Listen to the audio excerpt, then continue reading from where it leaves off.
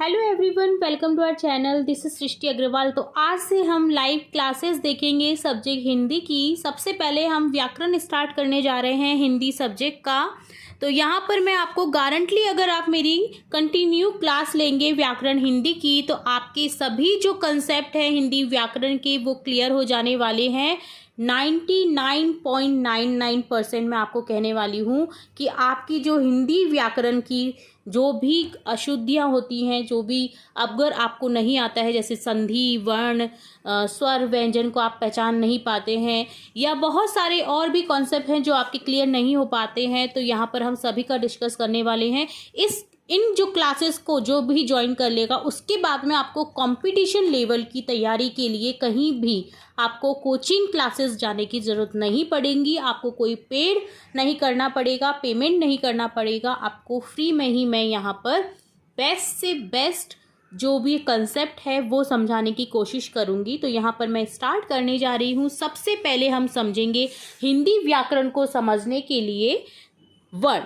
ठीक है, तो वर्ण क्या है वो हम समझेंगे। यहाँ पर वर्ण क्या है? हिंदी भाषा की वह छोटी से छोटी ध्वनि जिसके और अधिक टुकड़े न किए जा सके वर्ण कहलाते हैं। हिंदी भाषा के छोटी से छोटी जो ध्वनि, आप कोई भी ध्वनि सुन रहे हैं ना, जैसे देखिए ए, अब इसके आप टुकड़े कर सकते हैं क्या? नहीं। ठीक है, आ, इसके भी आप टुकड़े नहीं कर सकते। इसमें मात्रा अलग हो सकती है बट टुकड़े नहीं किए जा सकते। तो ये क्या होते हैं? ये वर्ण होते हैं। के, ठीक है, ये सभी वर्ण हैं। अब वर्णों के व्यवस्थित समूह को, जैसे आपने देखा होगा ए, आ, ई, ठीक है, तो ये अलग हो गए। एक होता है के, खे, जिसको आप 12 खड़ी बोलते हैं।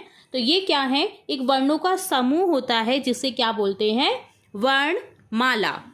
ठीक है, तो अब आपको समझ आ गया वर्ण क्या होता है। छोटी से छोटी ध्वनि जिसके टुकड़े ना किए जा सके वो कहलाते हैं वर्ण। आप इसे नोट भी कर सकते हैं। और वर्णों के व्यवस्थित समूह को, जिसमें आपको ये सभी देखने को मिलते हैं, ये होती है आपकी वर्णमाला, जिसको आप अपनी कॉमन लैंग्वेज में कहते हैं 12 खड़ी। हिंदी वर्णमाला में वर्णों की संख्या। अब आपको बहुत बार क्वेश्चन आता है, बड़ी क्लासेस के लिए तो बहुत ही इंपॉर्टेंट है। हिंदी वर्णमाला में जो वर्णों की संख्या होती है, वर्णों की संख्या क्या होती है? 44, 44 कितनी रहती है? अगर आपको क्वेश्चन पूछ लिया जाए कि हिंदी वर्णमाला में वर्णों की संख्या बताइए, तो आप आंसर करेंगे 44, 44। अब हिंदी बाल पोथी की बात करें, जिसे आप स्टार्टिंग में ही पढ़ते हैं, बाल पोथी, जो कि सरकारी स्कूलों में बहुत बार पढ़ाई जाती है और बहुत ही अच्छे से पढ़ाई जाती है, जिससे आपका सभी कंसेप्ट क्लियर हो जाते हैं। तो इसमें होते हैं 49। ठीक है, कितने होते हैं? 49, 49। ठीक है, तो ये याद रखना है, हिंदी वर्णमाला में वर्णों की संख्या 44 और बाल पोथी में वर्णों की संख्या होती है 49। ठीक है, अब देवनागरी हिंदी लिपि में एक देवनागरी हिंदी लिपि होती है, जो कि एक्चुअल में जो होती है हिंदी, जिसमें आपका रहता है वर्णों की संख्या 52, जिसमें टोटल वर्ण मिला करके ये होते हैं 52। तो यहाँ पर 3 क्वेश्चन बन जाते हैं। हिंदी वर्णमाला में वर्णों की संख्या 44, बाल पोथी में 49 और देवनागरी जो लिपि है आपकी, देवनागरी में आपको मिल जाते हैं वर्णों की संख्या 52, 52। ठीक है, तो ये हो गए हमारी बेसिक वर्ण का कंसेप्ट। उम्मीद है आपको ये समझ आ गया होगा। अगर आप इसे नोट करना चाहते हैं तो मैं आपको नोट के लिए भी पेज प्रोवाइड करा दूंगी, बट इसे आप नोट भी कर सकते हैं। आप संग के संग में इसे नोट करते जाएं, ताकि आपके जो वर्ण से रिलेट कंसेप्ट है वो क्लियर हो जाए। अब हम इसे डिलीट कर देंगे। आपने नोट कर लिया होगा, आई होप सो। चलिए, अब नेक्स्ट हम देखेंगे आगे बढ़ते हुए वर्ण के भेद, जो कि बहुत ही इम्पॉर्टेंट है। बहुत बार आगे की जब एग्ज़ाम देता है कोई भी कंपटीशन लेवल में, तो उसे पता होगा कि वर्ण के भेद कितनी बार पूछे गए हैं। तो वर्ण के भेद होते हैं 2 भेद। क्या होते हैं? 2 भेद होते हैं। कौन कौन से होते हैं? स्वर और व्यंजन। ठीक है, व्यंजन को इस तरह से ही लिखा जाता है। एक्चुअल में अब इस तरह से इसे लिख दिया जाता है, जो कि अशुद्ध के कारण इसे आप जब अशुद्धियाँ होती है ना तो उसमें ये करेक्ट नहीं होता है, उसमें यही वाला करेक्ट रहता है जिसमें इस टाइप का ने बना रहता है। तो दो व्यंजन के जो दो वर्ण हैं, दो वर्ण के भेद क्या हैं, कौन कौन से हैं, स्वर और व्यंजन। वर्ण के भेद कितने हो गए, दो भेद, कौन कौन से, स्वर व्यंजन। तो ये जो आपकी टेट लेवल की एग्ज़ाम होती है ये इसमें आया हुआ है 2011 में, ठीक है। ये इतना इंपॉर्टेंट क्वेश्चन है कि बड़ी लेवल की जब एग्ज़ाम देते हैं ना तो उसमें ये एग्ज़ाम में क्वेश्चन पूछा गया है। तो यहाँ पर कंसेप्ट क्लियर हो गया आपका। वर्ण के भेद होते हैं दो, स्वर व्यंजन, ठीक है। अब हम बात करेंगे, सबसे पहले स्टार्टिंग करेंगे हम यहाँ पर स्वर से। तो अब हम स्वर की बात करने जा रहे हैं। स्वर, ठीक है, वे वर्ण जिनका उच्चारण स्वतंत्र रूप से किया जा सके या अन्य किसी वर्ण की सहायता के बिना जिनका उच्चारण किया जा सके स्वर कहलाते हैं। इसके उच्चारण के लिए ना आपको किसी और वर्ण की हेल्प नहीं लेनी पड़ेगी, इसमें कोई भी अन्य वर्ण जुड़ा नहीं रहता है।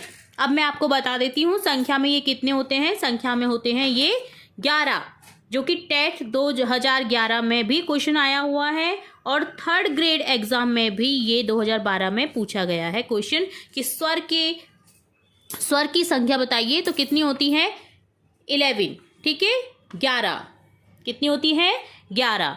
जबकि मात्राओं की संख्या होती है 10। जी हाँ, एक इसमें नहीं गिना जाता है मात्राओं की। अगर क्वेश्चन पूछा जाए कि मात्राओं की संख्या कितनी है तो 10, ठीक है, स्वर में। और संख्या कितनी होती है टोटल, 11। तो अब कौन कौन से होते हैं वो देख लीजिए यहाँ पर।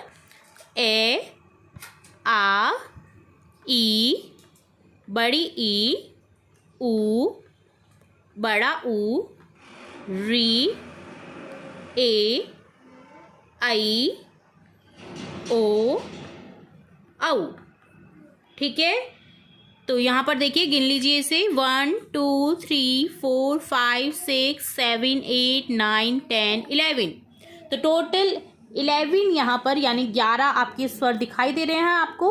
अब यहाँ पर देखिए 10 कैसे हुए, जो कि ए है ना, जो इसमें कोई भी मात्रा नहीं रहती है, ये नील रहता है, इसलिए इसको 10 माना गया है। मात्राओं की संख्या से अगर देखा जाए तो वैसे 11 है यानी 11 है, ठीक है। अब मात्राएं देख लीजिए। आ में होती है ये वाली मात्रा, ठीक है। अब ई में होती है छोटी ई की मात्रा, ठीक है, जैसे विजय, तो इसमें क्या है, छोटी ई की मात्रा, ठीक है। इसी तरह से बड़ी ई की मात्रा देख लीजिए, जो कि इस टाइप से होती है। छोटे ऊ की मात्रा ये होती है, बड़े ऊ की मात्रा ये होती है। री की मात्रा ऐसे होती है, जैसे कृषि आपको दिखता है कहीं लिखा हुआ, तो ये क्या है, री की मात्रा है, ठीक है। इसी तरह से अब ए की मात्रा, एक जो डंडा रहता है ना ऊपर, ये ए है, और अगर डबल इस तरह से दिखाई देता है वो है आई। इसी तरह से औ, ठीक है, इसी तरह से औ, ठीक है। तो 2 मात्रा हो गई यहाँ पर। तो ये आपका देख लीजिए, मात्रा देख लीजिए। अब एग्जाम्पल समझते हैं। एक ऐतिहासिक अगर हम लिखना हो हमें तो नोट कर सकते हैं आप यहाँ पर, हम फिर इसको देखेंगे आगे जाकर के, इसके एग्जाम्पल भी समझेंगे। तो देखिए ये टोटल मात्राएं हो गई।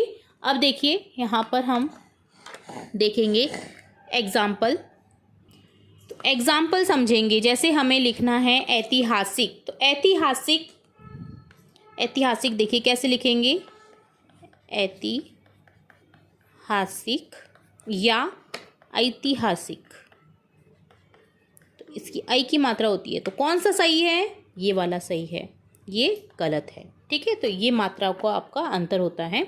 अब नोट करना है आपको एक चीज़, यहाँ पर मैं बोल रही हूँ, आप नोट कर सकते हैं।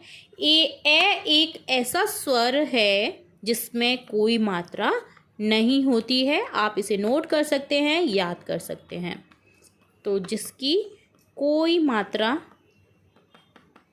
नहीं होती है,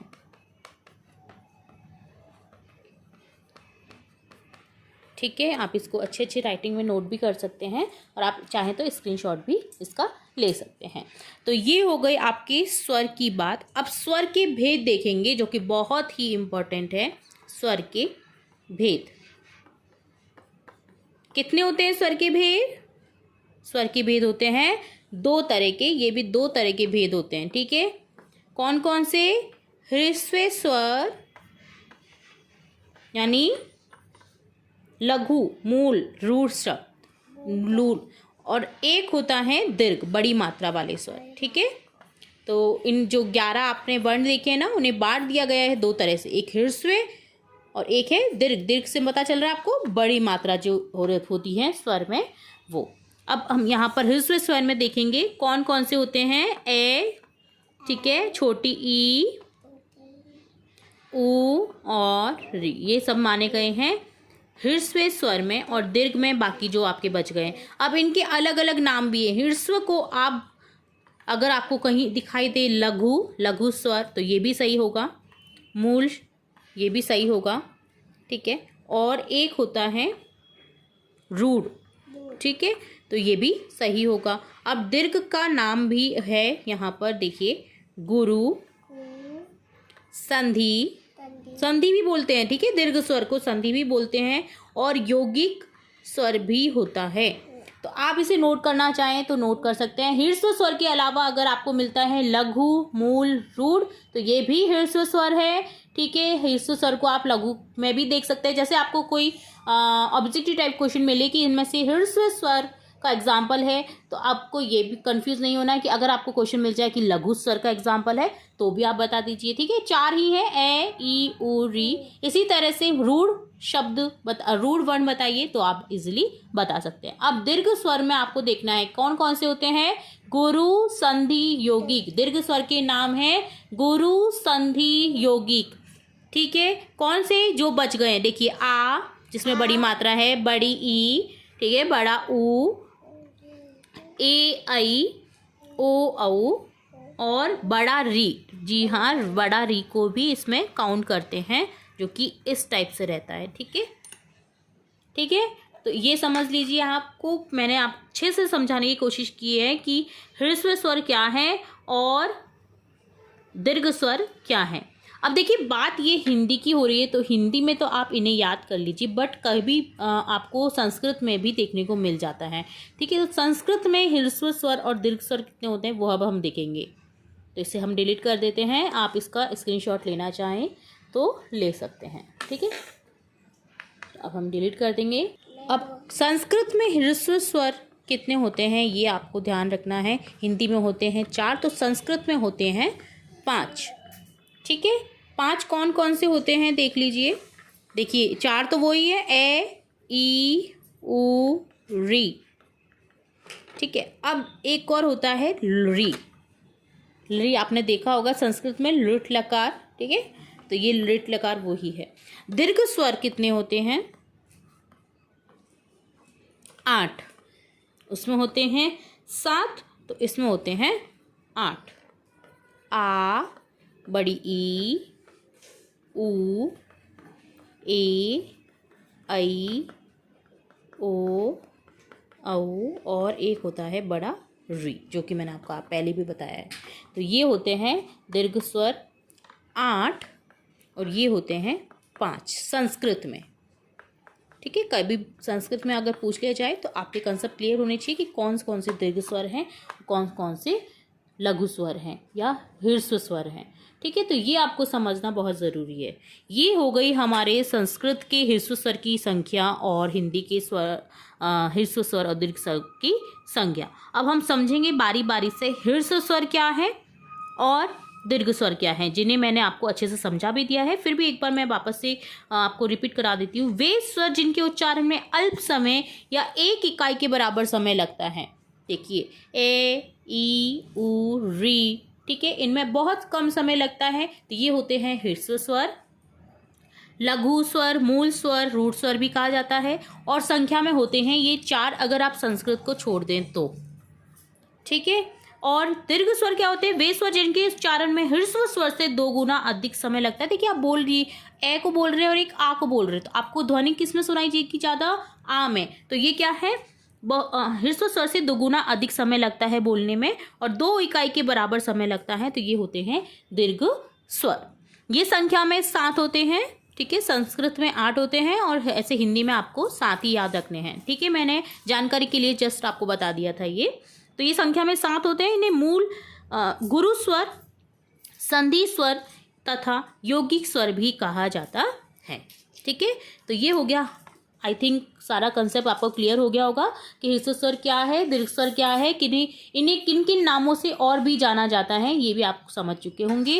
हिंदी में होते हैं ये 7, संस्कृत में होते हैं 8 दीर्घ स्वर, और ह्रस्व स्वर हिंदी में होते हैं 4, संस्कृत में होते हैं 5। ये हो गई स्वर की बात। अब हम करेंगे व्यंजन। ठीक है, बहुत इंपॉर्टेंट कंसेप्ट है इसका भी। तो ये आपने अच्छे से लर्न कर लिया होगा। तो वीडियो काफ़ी लंबा हो जाएगा, तो व्यंजन हम अगले पार्ट में समझेंगे। यहाँ तक आपको आई होप कि स्वर और वर्ण आप समझ चुके होंगे। ठीक है, तो नेक्स्ट वीडियो में इसी तरह जुड़े रहिएगा हमारे साथ, और भी इसी तरह कंसेप्ट देखने के लिए, सुनने के लिए। तो जुड़े रहे हमारे चैनल के साथ। वीडियो को पूरा देखने के लिए धन्यवाद।